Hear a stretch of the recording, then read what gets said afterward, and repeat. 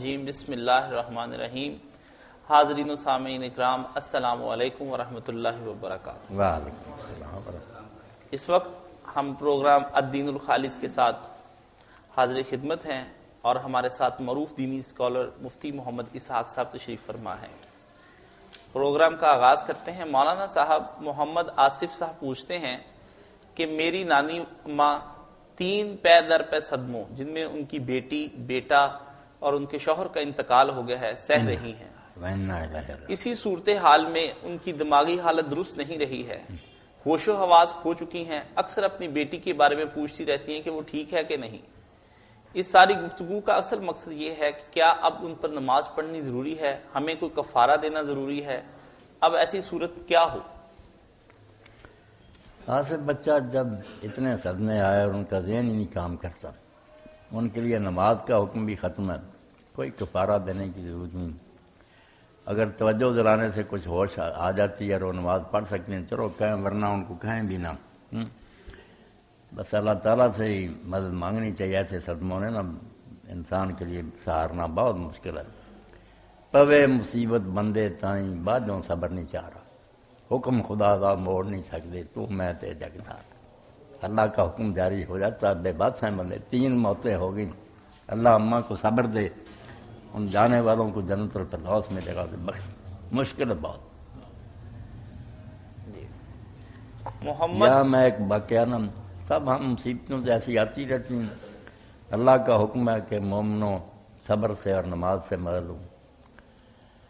حضرت عبداللہ ابن عباس رضی اللہ تعالیٰ عنہ جا رہے تھے طائف کی طرف، تو راستے میں انہیں خبر ملی کہ آپ کے بھائی نا، وہ بھی بہت بہادر ہیں، فتوحات کی انہوں نے، قسم میں ابن عباس فوت ہو گئے۔ تو راستے سے ہٹے، وضو تھا، 2 رکعت نماز پڑھی، اللہ سے دعا کی کہ جو تو نے حکم دیا تھا وہ میں نے کر دیا۔ اب دوسرا ہے کہ نماز اور صبر کے ذریعے مدد کرو، باقی اولئک علیہم صلوات من ربہم، وہ وعدہ تو پورا کرنا کہ ایسے لوگوں پر میری رحمتیں ہوں گی، میں نے جو کہا تھا تو نے کر دیا۔ حضرت عباس جب حضور کے چچا فوت ہوئے تو بڑے لوگ آئے، انہوں نے ابن عباس سے تعزیت کی، مگر ایک بدو آیا، اس بدو نے جو شعر پڑھے نا، حضرت ابن عباس نے کہا کہ اس سے بہتر تعزیت کوئی نہیں کر سکتا۔ جو اس نے صبر کی تلقین کی نا، دیہاتی تھا، اس نے حضرت ابن عباس رسول اللہ کے چچا کے لڑکے بہت عالم، ایک بات اس نے یہ کہی کہ اصبر نکم کا صابرین فانما صبر الریت بعد صبر ذات۔ ابن عباس صبر کرنا، کیونکہ ہم لوگ جو نا عوام پھر ہی صبر کریں گے اگر آپ سردار صبر کریں گے، اگر بڑے لوگ ہی نہیں صبر کریں گے ہم بیچارے جاہل پھر کیا کریں گے۔ اور ساتھ یہ کہا خیر من العباس اجرک بعد واللہ خیر من العباس۔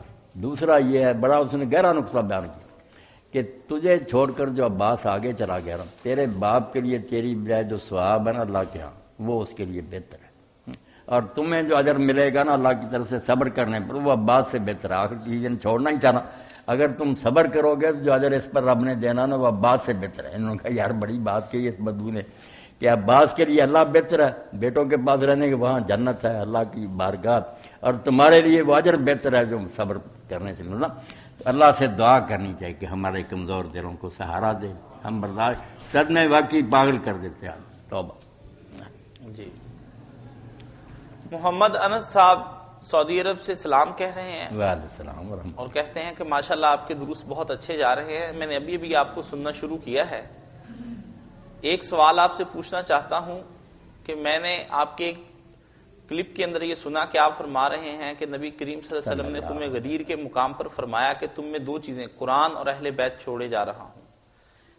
اس بات کو سمجھنے پڑھنے کے سننے کے بعد میں یہ سمجھتا ہوں کہ اس طرح تو پھر ہمیں امامیہ کی فکر پر عمل کرنا چاہیے، کیا یہ میری بات درست ہے؟ اگر نہیں تو پلیز اس کے بارے میں مجھے کلیئر کر دیں۔ بچہ آپ نے جو بات کہی نا حدیث پاک تو بالکل پکی ٹھیک کہ آپ نے یہ خطبہ دیا، سارے صحابہ موجود تھے کہ میں قرآن چھوڑ رہا ہوں، اہل بیت چھوڑ رہا ہوں، مگر اس میں کچھ روایتوں میں یہ الفاظ آ گئے کہ جو ان دونوں سے تمسک کرے گا، ان کو پکڑ کر رکھے گا وہ ہدایت پر ہوگا۔ یہ باتیں نہیں ثابت۔ جب آئی نا تمسک کی بات کہ پکڑنا، کہ اس وقت صرف قرآن کا کام، قرآن میں ہدایت ہے، نور ہے، اس کو مضبوطی سے پکڑے رکھنا. دین کے لیے صرف قرآن کا بتایا. باقی اہل بیت کا جو تذکرہ کیا نا وہ اس لیے نہیں کہ دین ان سے لینا یا فقہ ان سے لینی. آخر رسولہ صرف گھر والوں کے پاس تو نہیں آئے تھے, ساری دنیا دین سنتی تھی, وہ بھی لوگ دین بیان کرتے تھے. صحابہ دین کیوں نہیں لینا سب سے؟ وہ بات جو تھی وہ آپ نے بیان کر دی کہ 3 بار فرمایا ذکرکم اللہ فی اہل بیت, کہ جو آنے والے حالات تھے نا وہ اللہ نے اپنے رسول کو بتا دیے کہ بعد میں لوگ ظلم بڑا کریں گے آپ کی اولاد کے ساتھ. تو آپ نے پھر 3 بار کہا کہ میں اپنے گھر والوں کے بارے میں تمہیں خدا کا خوف دلاتا ہوں, اللہ سے ڈرنا, بد سلوکی نہ کرنا. اور جیسے امام مناوی پھر لکھتے ہیں کہ لوگوں نے حضور کی تاکید کے بالکل الٹ کیا. کچھ قید ہو گئے, کچھ سر کاٹ لیے گئے, کچھ در پھرائے گئے. ظلم بہت امت نے کیا. وہ صرف اس لیے تھا کہ ظلم نہ کرنا, خدا سے ڈرنا, کوئی اچھا سلوک کرنا, کیا نہیں امت. تمسک کے لیے قرآن کا, کہ دین کے لیے قرآن ہے اس سے دو, مگر ظلم نہ ان کے ساتھ کرنا, کچھ خدا کا خوف کرنا. انس بھائی کا دوسرا سوال ہے, وہ پوچھتے ہیں کل ایک آدمی پوچھ رہا تھا, میں نے کہا یار جس طرح امام قرطبی نے جنن تفصیل تذکرہ بھی ایک لکھی آخرت کے حوالے, تو اس میں پھر لکھتے ہیں بھائی اور رضیت عدالت حسین غدا تطبیر ہو کفا سران, کہ کوئی مصیبت اس مصیبت کا مقابلہ کر سکتی ہے کہ سنان برنس کے ظالم ہاتھ حسین کو چھری سے ذبح کر رہے ہیں. رسول اللہ کا بچہ ذبح ہو رہا تھا, اس مصیبت کے مقابلہ میں کوئی مصیبت ہوگی؟ کوئی شرم نہیں لوگوں نے کی کہ حضور کے کندھوں پر سوار ہونے والا, آپ چومتے تھے اس کو. تو وہ ان کے لیے نا ذکرکم اللہ فی اہل بیت, کہ میرے گھر والوں کے بارے میں اللہ کا خیال کرنا, ڈرنا. اللہ اکبر. جی دین تو اہل بیت سے آئے گا, یہ دوسرے صحابہ سب سے لے گئے نا. سب لوگ آپ کی باتیں سنتے تھے, کسی وقت کوئی پاس ہوتا تھا, صرف معتبر ہونا چاہیے آدمی جو ہے نا, معتبر و بیان کرنے والا. ہمارے یہی بھائی پوچھتے ہیں مولانا صاحب آپ کا خطبہ سنا جس میں آپ نے اہل بیت کو علیہ السلام کہنے پر کوئی یہ نہیں تردد کا اظہار نہیں کیا. اب مجھے یہ فرمائیے کہ آپ نے کہا اہل السلام ہر ایک کے ساتھ کہا جا سکتا ہے, خلفائے راشدین اور تمام صحابہ کے ساتھ بھی کہا جا سکتا ہے؟ ہاں کہا جاتا ہے. کل ہی میرے ایک ساتھی عبد الرحمان انہوں نے کہا کہ آپ نے کہا تھا ابو بکر اور عمر علیہ السلام بھی لکھا, تو پھر میں نے حوالہ نکال کر دکھایا نا کہ یہ مجمع زوائد, اس میں دیکھ لو. تو پھر نوٹ کر کے لے گئے ابو بکر اور عمر علیہ السلام. آپ بھی کہتے ہیں السلام علینا وعلی عباد اللہ, ہم پر بھی سلام ہونے. کچھ باتیں لوگوں نے خود ہی بنا لی ہیں کہ بڑا خطرے کی بات, خطرہ کوئی نہیں. السلام علیکم آپ مجھے آگ کہتے ہیں, سلام ہی کہا آپ نے. اگر یہی کہتے ہیں السلام سلام ہو, پھر کیا ہوگا؟ اب تو ہمارے کہہ حدیث حال میں انہوں نے لکھی کتاب الدین الخالص, وہ کہتا صلی اللہ علیہ وسلم کس نے روکا؟ ہر بندے کے ساتھ کہہ سکتے ہیں. دعا ہی ہے کہ اللہ اس پر مہربانی فرمائے. السلام کے نبیوں کا کوئی اس پر ٹھیکہ.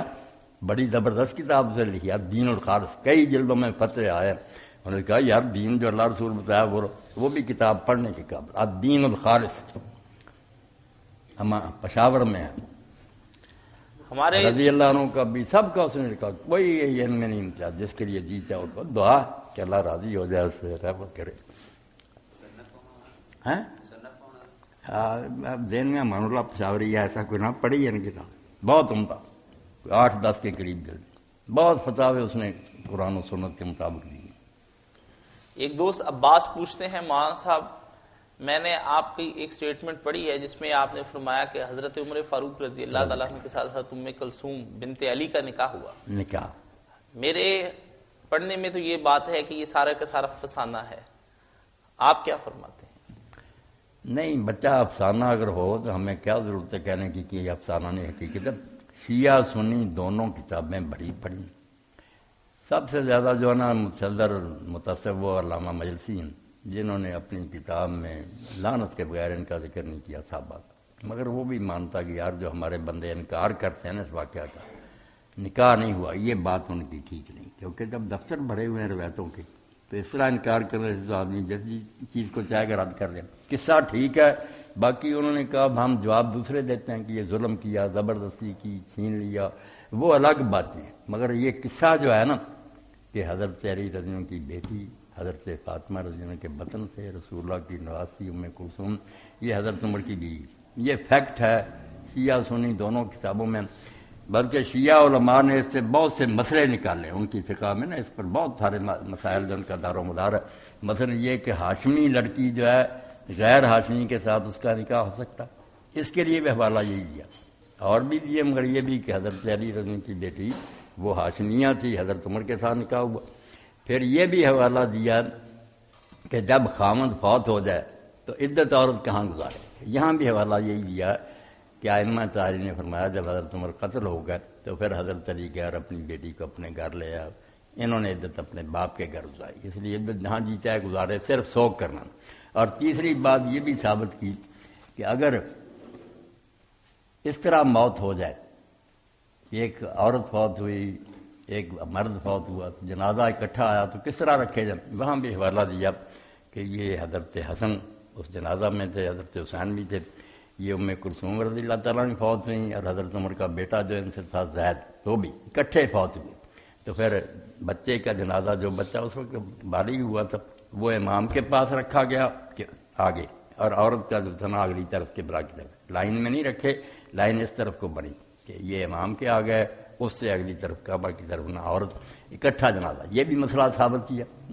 اور ایک مسئلہ اور بھی علماء نے اس سے نکالا ہے، بہت سارے دین کے مسائل اس نکاح سے نکلے، انکار کرنے کا کوئی فائدہ کہ وراثت، یہ دونوں ماں بیٹا اس طرح فوت ہوئے کہ فیصلہ ہی نہیں ہو سکا کہ اس کی جان پہلے، ایک سیکنڈ کا بھی نہیں پتہ لگا۔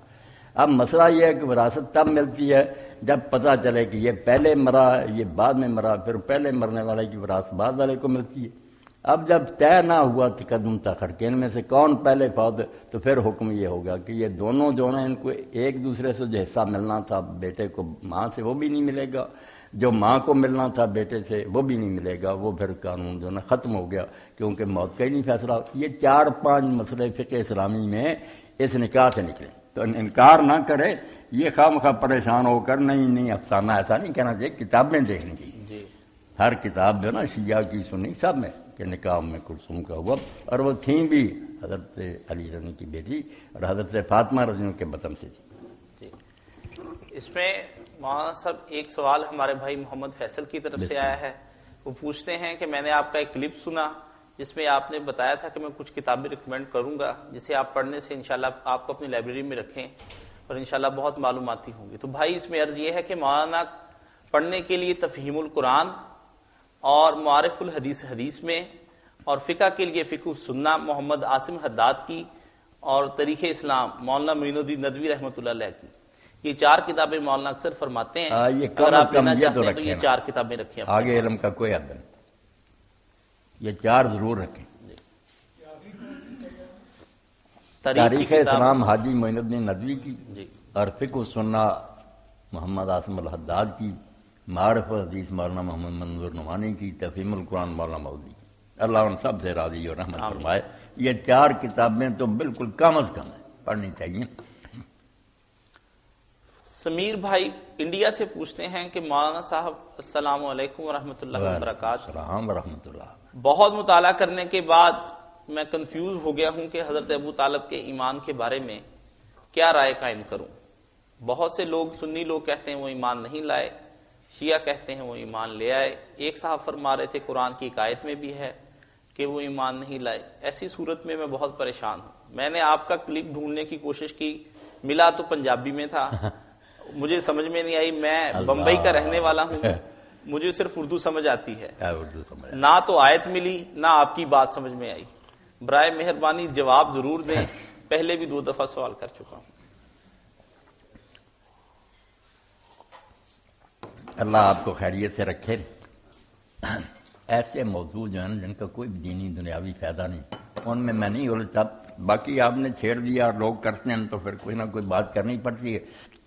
ایک تو یہ ہے کہ ہمارے یہ شیعہ دوست ہیں انہوں نے بلا ثبوت ہی عام لوگوں نے ان کا نام بنا لیا کہ ان کا نام جو تھا نا وہ یہ تھا عمران تھا، اور قرآن مجید میں بھی آل عمران ان کے لیے بالکل بناوٹی بات ہے۔ آل عمران جو قرآن پڑھتا رہا آدمی پتہ چل رہا مریم کے والد تھے، خواب ہے، ان کا نام تھا عبد مناف۔ یہی بات نا پھر علامہ مجلسی بھی لکھتے ہیں کہ کیوں کہتے عمران، کوئی ثابت نہیں، عبد مناف جو آپ کے حضور کے بھی دادا پردادا تھے وہی نام ان کا تھا۔ بچہ پہلا طالب تھا، اس کے سبب سے نا ابو طالب کے ابا کون، یہ دوسرا نام عرب رکھتے تھے نا ادب سے بلانے کے لیے۔ 4 بیٹے ہوئے ہیں، طالب ہیں، جعفر ہیں اور علی ہیں، عقیل ہیں، 10 سال کا فرق ہے۔ ایسا اللہ نے کیا، پہلے 10 سال سال کے بعد عقیل ہوئے، 10 سال بعد جعفر ہوئے، 10 سال بعد علی ہوئے۔ تو ایمان جو ہے نا شیعہ سنی دونوں کو پتا کہ ایمان جس کو ہم کہتے ہیں کلمہ پڑھے، نماز پڑھے، حضور پر اعلان کرے، یہ انہوں نے نہیں کیا۔ یہ شیعہ بھی لکھتے ہیں صاحب، وہ کہتے ہیں بس انہوں نے چھپایا ہوا تھا، ایمان اندر سے مومن تھے، مگر حضور کی حفاظت کی خاطر نہ کہ میں بھی ننگا ہو جوں تو پھر کافر میرا کیا لحاظ کریں گے، اس حکمت کے تحت وہ ان کے ساتھ ملے جلے رہتے تھے مگر اندر سے مومن تھے۔ چلو یہ بات اللہ تعالیٰ سے تعلق رکھتی ہے، اندر سے تھے، یعنی دنیا میں سب مانتے ہیں کہ انہوں نے اسلام کا اعلان نہیں کیا۔ جو آیت ہے نا وہ علماء کہتے ہیں کہ انک لا تہدی من احببت ولکن اللہ یہدی من یشاء، اس کے بارے میں امام بخاری صاحب نے لکھا کہ جب فوت ہونے لگے تو حضور سرانے بیٹھے تھے، آپ نے کہا چچا لا اللہ کہہ دے، میں اللہ کے ہاں تیری سفارش کر سکوں گا۔ تو سننے کے بعد سردار بھی بیٹھے تھے برادری کے، انہوں نے کہا ابو صاحب دیکھنا باپ دادے کا دین نہ چھوڑ جانا۔ تو آخر میں انہوں نے کہا کہ میں اپنے باپ دادے کے دین پر مرتا ہوں۔ تو اس پر علماء کہتے ہیں یہ آیت نازل ہوئی کہ جس سے اتنی محبت تھی تجھے تو اس کو ہدایت نہیں دے سکتی۔ لفظ یہی انک لا تہدی من احببت، جس سے اتنا پیار تھا تو ہدایت نہیں دے سکتا۔ ولکن اللہ یہدی من یشاء، جس کو اللہ چاہتا ہے ہدایت دیتا۔ مدینہ سے لوگ آئے بیگانے، کلمہ پڑھ گئے، چچا کے کنارے سرانے بیٹھا تو کہتا رہا اتنے پیار سے پالا تھا، نہیں اس آیت کے تحت ڈھونڈو نا، پھر تفسیریں جو ہے نا بے شک وہ کمی ہو یا سنیوں کی وہاں لکھا ہو انک لا تہدی من احببت ولکن اللہ یہدی من، سورہ قصص۔ جی فیصل عباس بھائی انڈیا سے پوچھتے ہیں، مولانا صاحب ٹی وی پر آج کل ایک پروگرام چل رہا ہے جس میں ایک سوال کے 2000 روپے، دوسرے پر کا صحیح جواب دینے پہ 5000 اور تیسرے کا جواب دینے پہ 50، اور اس کے بعد بڑھتا بڑھتا یہ 1 کروڑ تک چلا جاتا ہے۔ ٹی وی چینل کا مقصد اصل میں یہ ہے کہ زیادہ سے زیادہ لوگ اس ٹی وی کو دیکھیں، اور وہ اشتہارات کے ذریعے سے ٹی وی کا مالک پیسے کماتا ہے۔ وہ لوگ جو یہ پیسے لیتے ہیں سوالوں کا جواب دینے کے لیے، آیا ان کے لیے یہ پیسے حلال ہیں یا حرام؟ مجھے تو لگتا ہے کہ یہ کوئی جوئے کی قسم ہے کہ زیادہ سے زیادہ لوگوں کو اپنی طرف متوجہ کرنا، اور 1 کروڑ کی بھرپور رقم سے وہ لوگ جو فائدہ اٹھاتے ہیں یا مسجدیں بناتے ہیں، اس کی کیا نوعیت ہوگی؟ نہیں یہ جوا کوئی نہیں، نہ جوا کیسے، جوا تو ہوتا دونوں طرف سے کہ اگر میں جیت جاؤں تو یہ دوں گا، ہار جاؤں تو آپ کو یہ دوں گا، ایسی کوئی بات نہیں۔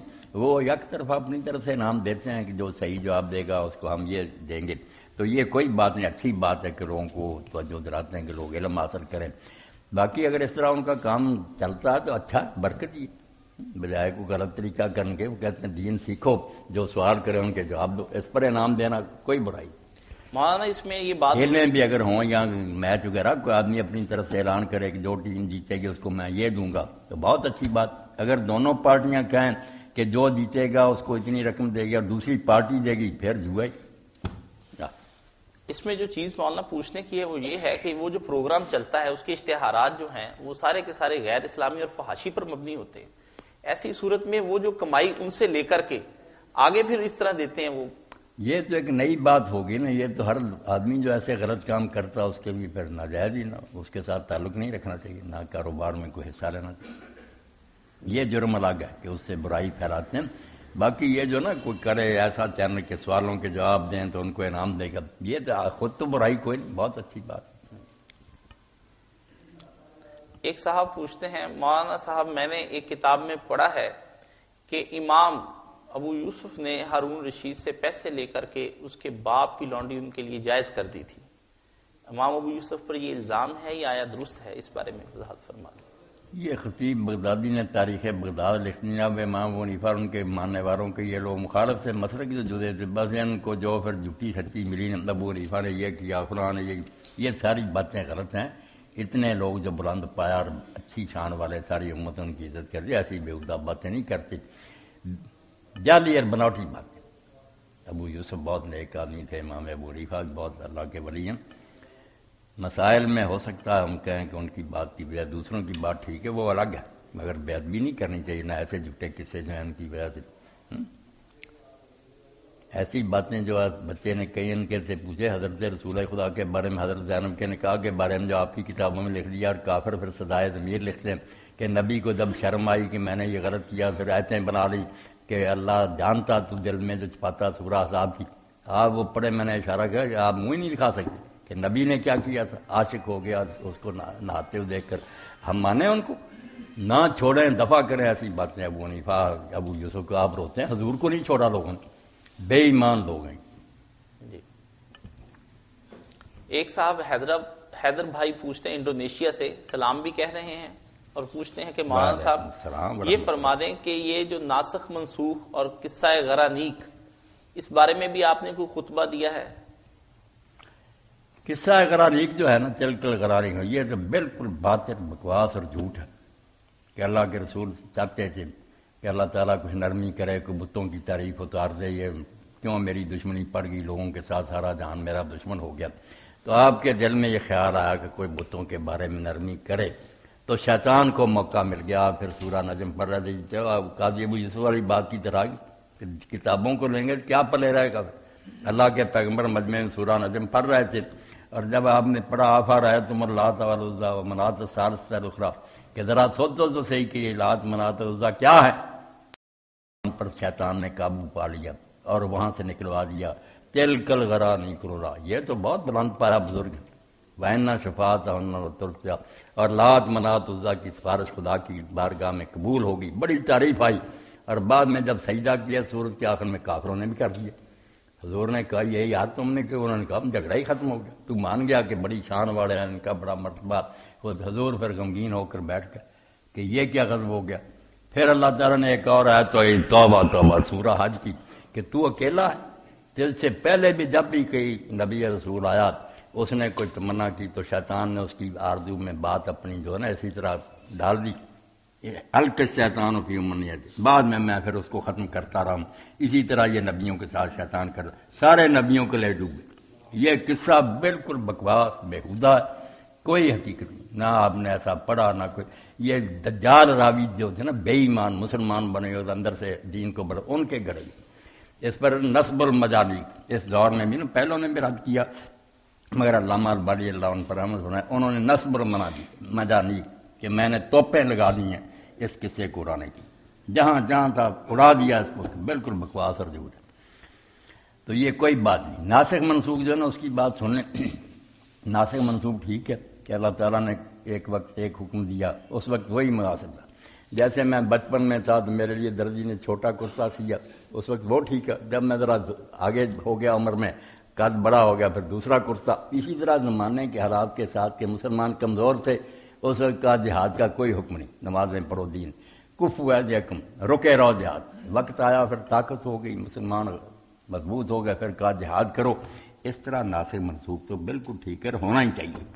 آدمی علاج کرواتا، ڈاکٹر پہلے کوئی دوائی دیتا، پیٹ صاف کرتا، بعد میں طاقت کی دے دیتا، وہ بیوقوف نہیں ہوتا کہ اب سمجھ آئی، سمجھ پہلے ہی ہوتی ہے، مناسب ہوتا کہ اس کے حالات کے مطابق یہ حکم ہے، پھر بعد میں یہ ناسخ منسوخ ٹھیک ہے۔ مگر قرآن میں اب کوئی آیت ایسی نہیں جس کو ہم کہیں کہ سرے سے بیکار ہے، اس کا کوئی فائدہ نہیں۔ وہ ساری جو نا کوئی نہ کوئی عالم اس پر عمل کرتا، اس کو کوئی حل ہو جاتا۔ اور زیادہ مانے صرف 4 آیتیں جن کا نا حکم پہلے تھا، اب ختم کر دیا گیا۔ پہلے حالات میں وہ حکم بالکل ٹھیک تھا، بعد میں حالات بدل گئے، اللہ نے دوسرا حکم دے دیا۔ جی یہ جواہر القرآن جو ہے نا مولانا غلام اللہ خان رحمۃ اللہ، اس میں پڑھی کہ زیادہ سے زیادہ یہ 4 آیتیں، انہوں نے تو اس کو بھی حل کیا، مگر شاہ ولی اللہ نے مانا کہ نہیں یہ 4 تو جو ہے نا ٹھیک۔ مثلا ایک جگہ آتا کہ نبی سے بات کرنے سے پہلے صدقہ پیش کرو، قدموا بین یدی نجواکم صدقہ۔ منافق جو تھے نا انہوں نے تنگ کرنا شروع کیا تھا، کوئی بات نہیں ہوتی حضور ہم نے کوئی راز کی بات کرنی۔ ایک تو یہ تصور دینا کہ یہ بڑے حضور کے لاڈلے، آپ ان کو وقت دے علیحدہ لے جانا، بات کوئی بھی نہ ہونے، وقت ضائع کرنا کہ آپ دین نہ سکھا سکے۔ تو اللہ نے پھر پابندی لگا دی، ان کا پول کھول دیا کہ نبی سے راز کی بات کرنی ہے نا تو پہلے صدقہ پیش کرو۔ لاؤ، وہ بے ایمان منافق اسی لیے ہوتے خیرات نہیں کرنی، ڈر گئے کنجوس سے۔ تو اللہ نے پھر اگلی آیت میں فرمایا کہ جب تم ڈر گئے اور بعد آ گئے اس حرکت سے تو اب وہ حکم ختم ہے، اب پہلا نماز زکات ٹھیک ہے، یہ صدقہ پیش کرنے کا حکم ختم۔ یہ ایک ہی جگہ دونوں پھر اللہ نے آیتیں کر دی۔ اس طرح کے ناسخ منسوخ بالکل صرف 4 آیتیں شاہ صاحب نے نا الفاظ الکبیر یہ ہیں، باقی جو کہتے ہیں نا یہ بھی منسوخ، یہ بھی منسوخ۔ اور ایک بات جو نا میں آپ لوگوں کے لیے بتا دوں، اصطلاح کا فرق ہوتا ہے۔ جو ہمارے پرانے عالم کہتے ہیں نا 500 آیت منسوخ ہے، وہ یہ نہیں کہ وہ بیکار ہیں، وہ یہ کہ ایک جگہ ایک بات صرف آئی کہ رقبہ، کوئی گردن آزاد کرو، دوسری جگہ آ گیا رکعت میں مومن، مومن گردن آزاد کرو، لفظوں کا تھوڑا سا فرق بھی نا وضاحت، اس کو کہہ دیں وہ پہلا جو اس کو اس نے ختم کر کے دوسرا جاری کیا، حالانکہ وہ بات ایک ہی ہوتی، کلیئر ہوگی ذرا، جو ہے نا کہ حکم سرے سے ختم ہو گیا وہ 4 ہی آتے، باقی جو وضاحت کی کہ کسی جگہ مطلق بات ہے دوسری جگہ مقید آ گئی۔ جی ایک دوست اسپین سے پوچھ رہے ہیں مولانا صاحب میں سالٹ کا کام کرتا ہوں جو بطور ایک میٹل کے یہاں پر استعمال کیا جاتا ہے، اس سے میز بھی بنتے ہیں، کرسیاں بھی بنتی ہیں اور لیمپ بھی بنائے جاتے ہیں۔ بعض اوقات لوگ ہمارے پاس آتے ہیں، وہ آ کے کہتے ہیں کہ جناب آپ ہمارے بچوں کے لیے اس طرح کا کوئی اور پیس بنا دیں جس میں فش بھی ہوتی ہے، کچھوا بھی، یہاں کے گھوڑا بھی، ہاتھی بھی اور بہت سی چیزیں، کیا میں یہ چیزیں ان کو بنا کر دے سکتا ہوں؟ یہ مجسمے ہیں۔